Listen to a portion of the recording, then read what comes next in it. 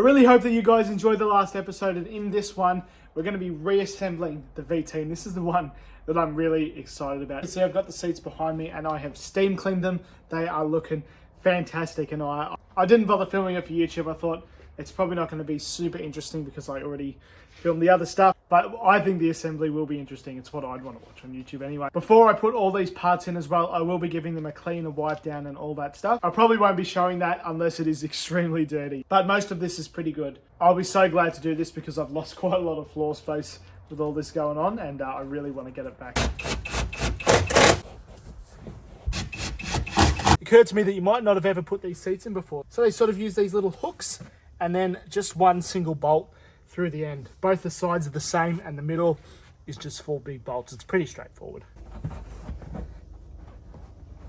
So that I'd actually lost the bolts, but luckily I still have the wreck that this car came from, so I could just go steal them. There we go. You sort of just have to push far enough back until you hear that click.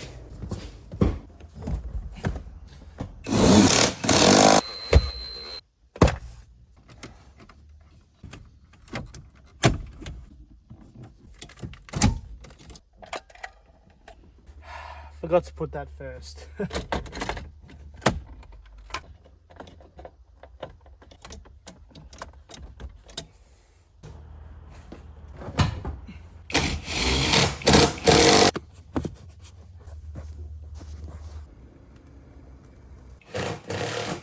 I'll be honest, it is a bit of a bugger figuring out which of these goes where. I have so far been able to figure out this is where the fuel release is, so that's obviously on the driver's side. That fits together nicely with that, so that must go together, but there's about 10 of these pieces, so wish me luck.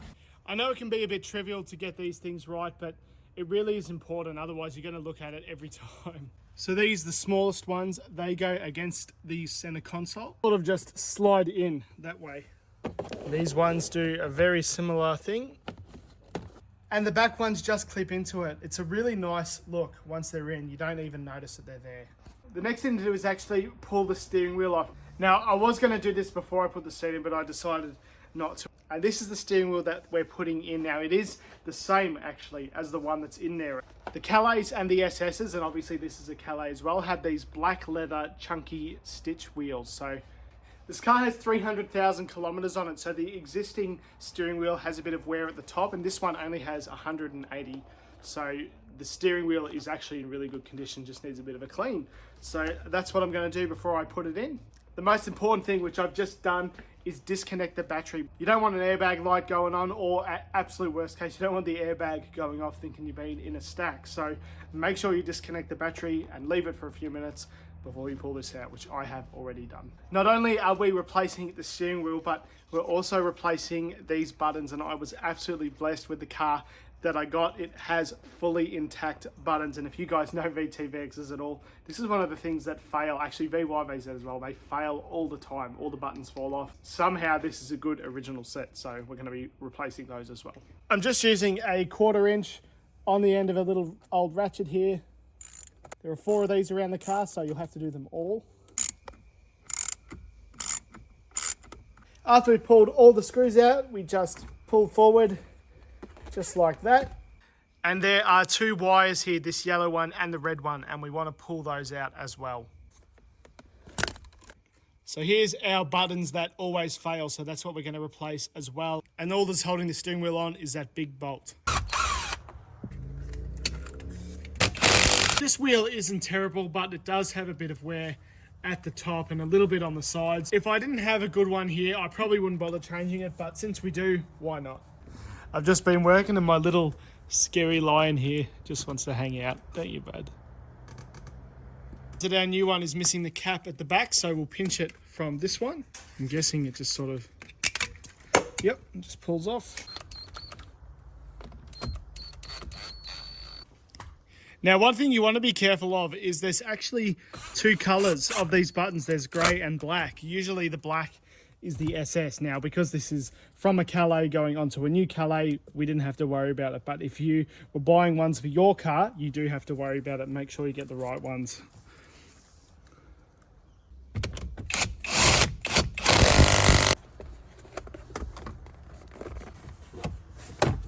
The whole interior done pretty much except the door cards, and I'm sort of dreading doing the door cards because one of them's got Wrecker Riding paint on it and I'm not sure if I'm going to be able to get it off, and if not I'm going to have to swap all the stuff over to my other door cards, but I think I should be able to just bolt them on.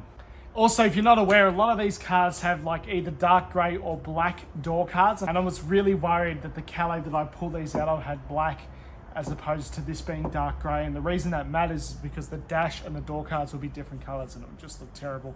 Luckily, they were just dusty. They have cleaned up the same colour, which is really, really lucky.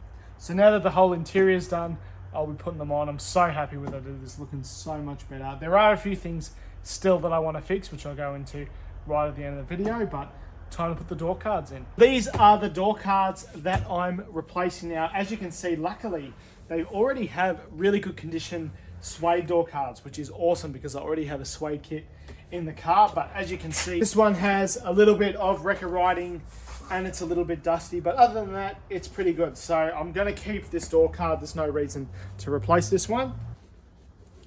So I'm guessing what this cross means, just as a guess, is that this button doesn't work, but that's okay because we have the existing one out of the Calais, and this is working, but it's not fantastic if I'm honest. Oh. So after I get this pink off, I'll wipe over the whole door card. I'm just using this Mother's Protectant. I'm obviously not sponsored by Mother's or anything, but I used to work at Autobarn back in the day, and from working there I have pretty much tried every product, and I really like that Mother's Protectant. If this wasn't a Calais and I'd got these door cards out of a Berliner, this would be a little bit more tricky. Because this is out of a Calais, it's got the suede and it's got the lights as well. We've gotten very, very lucky that it's Calais to Calais here.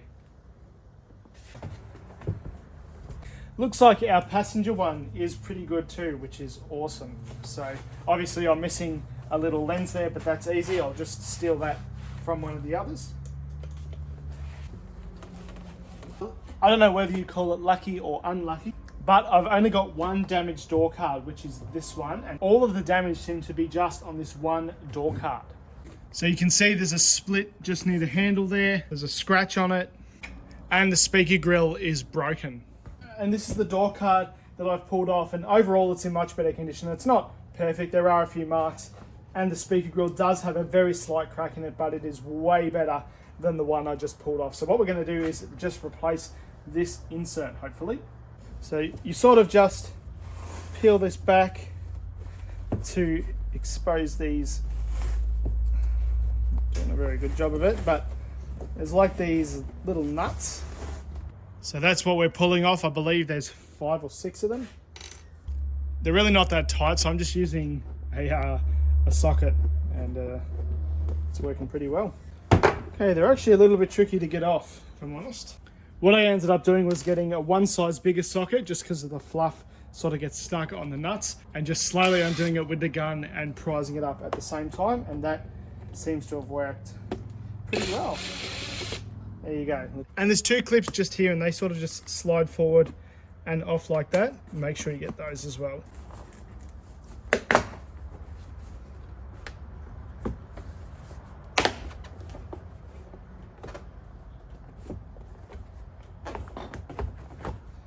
Cool. And that's how you do it. Actually, pretty straightforward. Okay, so repeat the process.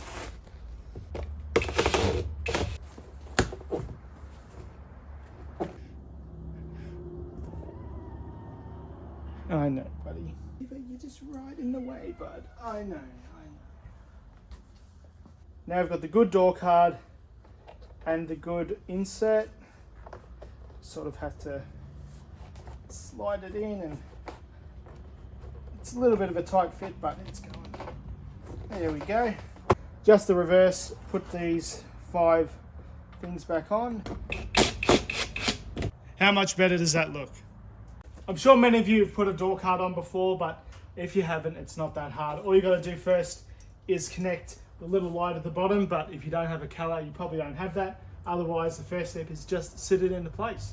When we sit it into place as well, we just want to make sure that that rod just goes through there, just like that. Actually, quite a few more screws than I remember being. There's 3 at the bottom, 2 on the edge of the door. There is 2 on this side. There is 1 on the lock itself, and there is 1 on the door card near the pull handle, and there's another one fixing the handle to the door. I want that threaded rod to go on the inside of this trim, which it has done. Fantastic. So now, making sure that this is out, we try and put our thing over the threaded rod, and we're unlocked at the moment, so that's about where we want to be. I sort of go just above the lip there and then push the red bit in. So what I usually do is get one of these little hook tools, because they're nice and thin, and that is usually enough that I can hook that over. Oh, sorry about that. Hook that over. You can see it's over the hook, and then hold it there. So that's really important, because otherwise the door won't do anything. And the final touch is this little trim that covers the screw hole. I know it's only minor, but... So that's 1 down. I won't bore you to tears putting the other 3 on. So with the magic of editing, they're all done.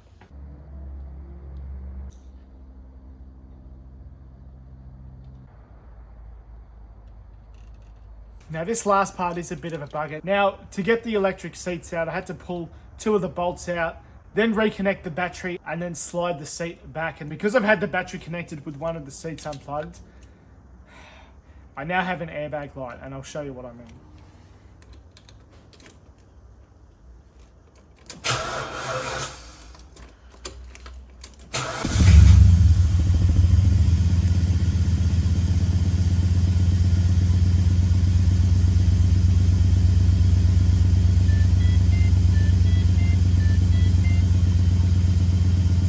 I really hope you guys enjoyed me putting the VT back together. It has been a long time coming, and I'm so happy that it's finally back together and I can actually drive it now, and it's nice and clean. And I really love having the cars nice and clean. I don't like driving around in someone else's film. I do want to wire up the head unit so that it actually functions. It was a working head unit, but the head unit came out of a Series 2, the car is a Series 1, so I need to get the plug fixed. I would like to get the headlining fixed as well. It's okay at the moment. It did pass the roadworthy, but it kind of lets the interior down, and that's one other thing that, yeah, I would like to get sorted.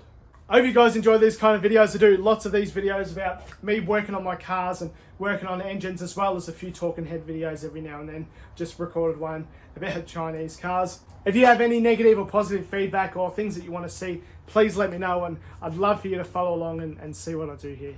Thank you for watching.